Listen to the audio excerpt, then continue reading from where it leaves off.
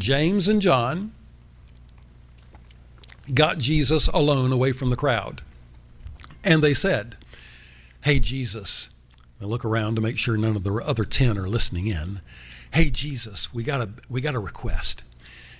John here and I are wanting you to rig it so that when you come into your kingdom and you're sitting on your throne, he and I get to sit on your right and left hands when you're ruling. Could you do that for us, Jesus?" And Jesus looked at them and he said, "You don't know what you're asking for. Are you able to drink the cup I'm going to drink of? Are you able to suffer the baptism I'm going to suffer?" And I think James and John gave one of the most naive responses of anybody in the Bible. They said, "Oh, yeah, we're able. And then Jesus looked at him and he said, "Okay, then you will drink of my cup and you will suffer my baptism. But to sit on my right and left hand is not mine to give. It'll be given to them for whom it is prepared of my Father." And I could just imagine John elbowing James right then and saying, "Now look what you've done. We got to drink this cup and do this baptism and we still don't get the thrones. I mean, what have you gotten us into?"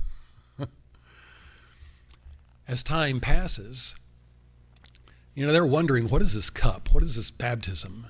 But at the foot of the cross, John is getting a front row seat of what Jesus meant by the cup that he would drink, by the baptism that he would suffer on behalf of all mankind. And I can imagine him swallowing hard and thinking, that's what Jesus said that James and I are going to have to suffer? Oh, great.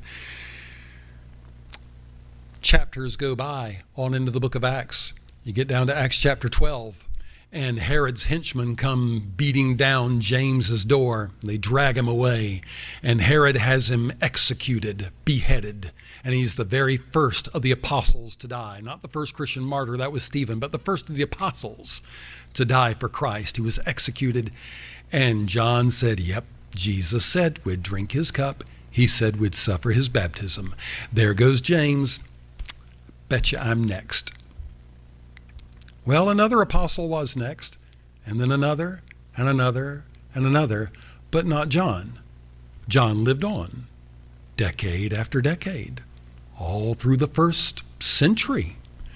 And finally, pushing the age of 100, at the end of his life, all the other 11 have been martyred. He's the last one. And he writes the Revelation, and he dies in exile, as far as we know, of natural causes. The only one to die of natural causes after a long life. And yet Jesus said they would both drink of his cup and they would both suffer his baptism. One in the swift flash of a martyr's sword, the other over the long haul of a martyr's life.